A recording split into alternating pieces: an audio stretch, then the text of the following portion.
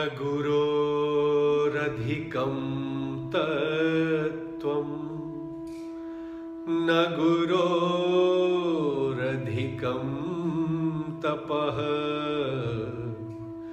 गुरुर्परतरं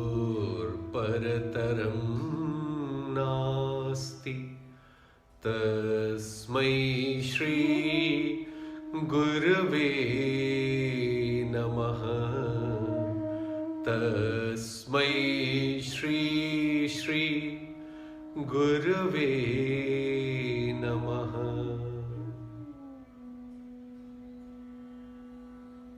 नमस्कार। अपनी पिछली चर्चा में हमने क्रिया योग के बारे में जाना था। क्रिया योग के 3 प्रमुख अंग पर महर्षि पतंजलि चर्चा कर रहे थे। क्या क्या अंग थे? तप, स्वाध्याय, ईश्वर प्राणिधान। हमने तप, स्वाध्याय और ईश्वर प्राणिधान के बारे में चर्चा करी थी। आज थोड़ा और उसकी गहराई में चलते हैं।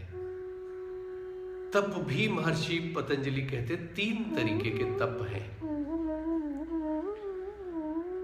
सात्विक, राजसिक और तामसिक। तामसिक तप कहते ना राक्षसी प्रवृत्ति। राक्षसी प्रवृत्ति का अर्थ पता क्या? दूसरों पर अत्याचार नहीं कर सके तो स्वयं पर ही अत्याचार करना शुरू कर देना। अपने ही शरीर पर इतना अत्याचार करते हैं तप के नाम पर। हमने देखा है ना कितने सारे लोगों को आग पर चलना, शरीर में कीलें लगा लेना, जमीन के नीचे अपने को दफन करके रहना इत्यादि। ये सब ये तप, इस तरीके का तप तामसिक तप के अंतर्गत आता है ना। दूसरा, हमने कुछ लोगों को देखा है कि वो किसी इच्छा पूर्ति के लिए साधना पथ पर आते हैं। उनके जीवन में कोई लालसा है, कोई इच्छा है, और उस इच्छा पूर्ति को ध्यान में रखते हुए वो जीवन में तप करना शुरू करते हैं। ये राजसिक तप के अंतर्गत आता है, जहां तुम्हें कुछ प्राप्त करने की लालसा लगी है। अच्छा, प्राप्त करने तक ही सीमित नहीं है, उसमें शो ऑफ ज्यादा है, दिखावा ज्यादा है। जैसे हमने व्रत किया, उपवास किया, तो ढिढोरा पीट पीट कर बोलेंगे आज मैं व्रत हूं, आज मैं उपवास कर रहा हूं। तो कुछ प्राप्त करने की लालसा है, पर उस प्राप्त करने के लिए जो कार्य किया गया है उसमें दिखावा अधिक है, अत्यंत दिखावा है। ये राजसिक तप के अंतर्गत आता है। सात्विक तप महर्षि पतंजलि गुरुदेव बता रहे थे। सात्विक तप क्या है? जिसमें कर्ता भाव नहीं है। कर्ता भाव से तुम मुक्त होकर कोई कार्य कर रहे हो, तप कर रहे हो, उसमें तुम्हें कुछ फल की अपेक्षा नहीं है, ना तुम ऐसा कर रहे हो ये भान है। तो कर्ता भाव से मुक्त होकर किया गया तप, किया गया साधना, उस सात्विक तप के अंतर्गत आता है। जैसे मान लो सागर में अनगिनत लहरें हैं। अब हर लहर अगर अपने आप को सागर से अलग समझना शुरू कर दे, लहर सागर का ही अंग है ना, पर अगर वो लहर अपने को सागर से अलग समझना शुरू कर दे तो उसका क्या अस्तित्व होगा? आप गौर करके देखो। अगर वो लहर सागर से अलग हो गई तो वो सागर में जब थी तो उसका अस्तित्व था, सागर से अलग होते ही उसका कोई अस्तित्व नहीं रह जाता है।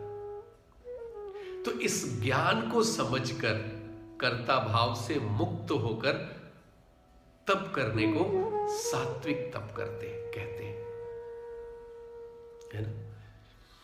फिर सात्विक तप में भी 3 तरीके का तप बताया गुरुदेव ने। क्या बताया? शारीरिक तप,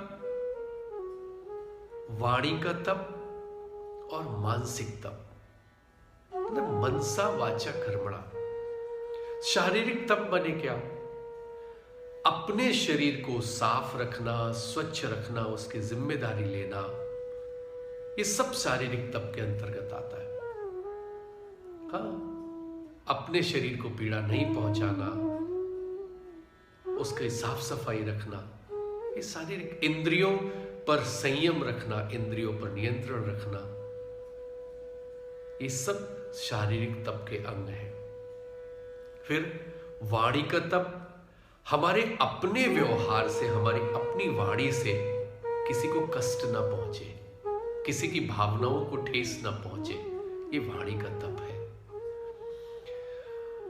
महर्षि पतंजलि एक बहुत सुंदर सूत्र में बताते हैं, अनुद्वेगकरणम वाक्यम सत्यम प्रियम वृतम चयत।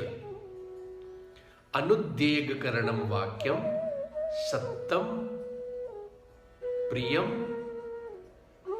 वृत्तम चयत। अनुद्वेगकरणम वाक्यम कहते हो सकता है तुम्हें कुछ अपने को रेज करना पड़े, अगर आवश्यक है तो करो, पर हमारी वाणी से, हमारी बात से किसी के भावनाओं को ठेस ना पहुंचे, ये वाणी का तप है। कई बार हमारी बात ही लोगों के शांत मन में भी हलचल पैदा कर देती है। हमारी वाणी लोगों को हिला के रख देती है। हमें पता भी नहीं लगता है कई बार, पर लोगों के मन में हलचल पैदा हो जाती है, लोगों की भावनाओं में परिवर्तन आ जाता है, उनके अंदर उद्वेग उत्पन्न हो जाता है। ऐसे हमारी वाक्य बोल देते हैं, ऐसे शब्द बोल देते हैं जो उद्वेग पैदा कर देते हैं, हमारे मन में भी और दूसरों के मन में भी। तो वाणी के तप में इस तरीके के शब्दों के प्रयोग से, इस तरीके के वाक्यों के प्रयोग से बचते हैं, तो वो वाणी का तप है। फिर कहते ना, सत्यम प्रियम वृतम चैत। सत्य बोलो, प्रिय बोलो, हमारे अपने शब्दों से किसी को दुख ना पहुंचे, किसी की भावना को ठेस ना पहुंचे, ये कहते हैं। पर कई बार हम सत्य बोलने के नाम पर बहुत तीखा बोलते हैं, और सफाई में हम क्या कहते हैं, भाई मुझे घुमा फिरा कर कहना नहीं आता। महर्षि पतंजलि कहते हैं ऐसा नहीं है। सत्य को भी ऐसा बोलो कि वो किसी और की भावनाओं को ठेस न पहुंचाए। हमने सुभाषितान्य में भी सुना है ना, सत्यम ब्रूयात प्रियम ब्रूयात ना ब्रूयात सत्यम अप्रियम। कहते ना, सत्य बोलो, प्रिय बोलो, पर ऐसा सत्य भी ना बोलो जो किसी को अप्रिय लगे, किसी के भीतर हलचल पैदा कर दे।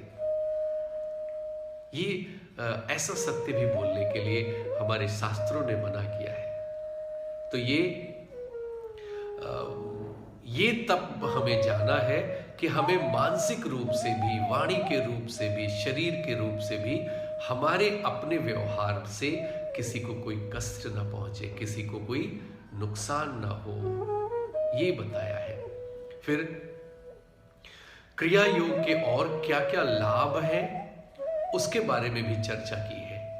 क्या लाभ मिलेंगे अगर हम क्रिया योग को पालन करते हैं? एक तो सबसे बड़ा महत्वपूर्ण चीज क्या है पता? जब हम 9 तरीके की बाधाएं आती हैं, तो उसके साथ महर्षि पतंजलि ने बताया था कि कुछ सिग्नल्स भी आते हैं कि ये बाधाएं आ रही हैं। अब उनका पता कैसे चलता है? तो 5 तरीके के क्लेश उत्पन्न होते हैं। पंच क्लेश उनको कहते हैं। कौन कौन से 5 तरीके के क्लेश हैं? अविद्या, अस्मिता, राग द्वेष अभिनिवेश, ये पीछे चर्चा कर चुके हैं हम लोग कि ये क्लेश भी उसी के साथ उत्पन्न होते हैं। तो जब हम क्रिया योग में होते हैं तो ये क्लेश भी समाप्त होते हैं, बाधाओं से भी हमें मुक्ति मिलती है और बहुत सारे लाभ होते हैं जिनकी चर्चा हम अगले सूत्र में करते हैं। जय गुरु।